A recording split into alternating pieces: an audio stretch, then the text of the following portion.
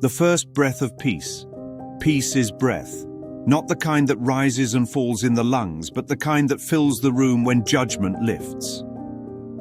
A Course in Miracles, Lesson 245 says, "Your peace is with me, Father. I am safe." That is not just comfort, it is atmosphere.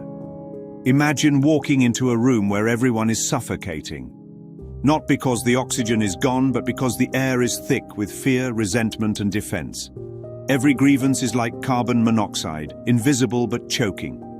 Every judgment is a hand tightening the throat. Every unspoken suspicion is another layer of smog that no one sees, but everyone breathes. Step into that room carrying anything but peace and the suffocation continues. But step in carrying peace and the atmosphere shifts. Not because you fixed the room, but because you remembered the atmosphere of God is already here. Peace vents from you like fresh air through a hidden valve. The room equalizes. The invisible pressure drops. People take their first full breath in years and don't even know why. They only know they feel lighter. The ego makes the world a vacuum chamber, always threatening decompression. But peace is the pressure suit that equalizes it. Forgiveness is the visor, clear vision instead of fogged defense. Gentleness is the gauntlet, able to hold the shards of pain without reopening wounds. Gratitude is the oxygen, never running out, because it comes straight from God. This is why the Course says we bring peace to the desolate, the lonely, the afraid. We are not delivering it like a package.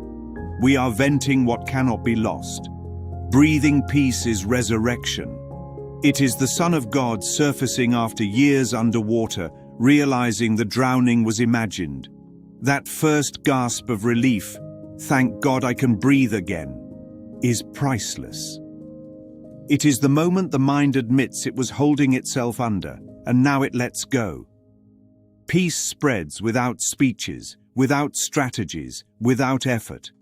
It is atmosphere, and atmosphere communicates faster than words. A sigh of relief carries more truth than an hour of debate. One deep shared breath dismantles more grievances than 1,000 apologies. And that breath is available in every instant. If the room is suffocating, it is not because peace has left. It is because peace was covered over. But peace cannot be destroyed. Open the valve. Equalize the room. Carry peace as atmosphere and watch every world start breathing again.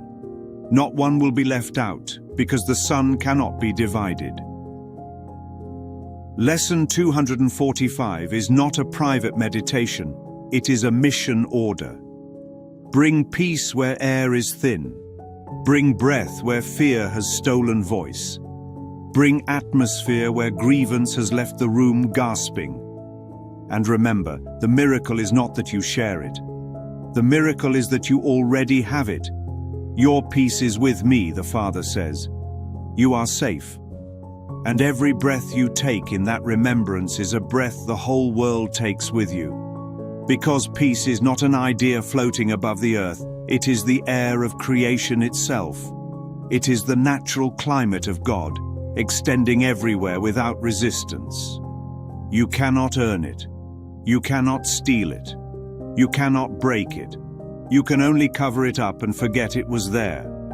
But the instant you remember, you breathe again. And when you breathe, the world breathes with you. This is why the first breath of peace is always shared. The sigh of relief is never private.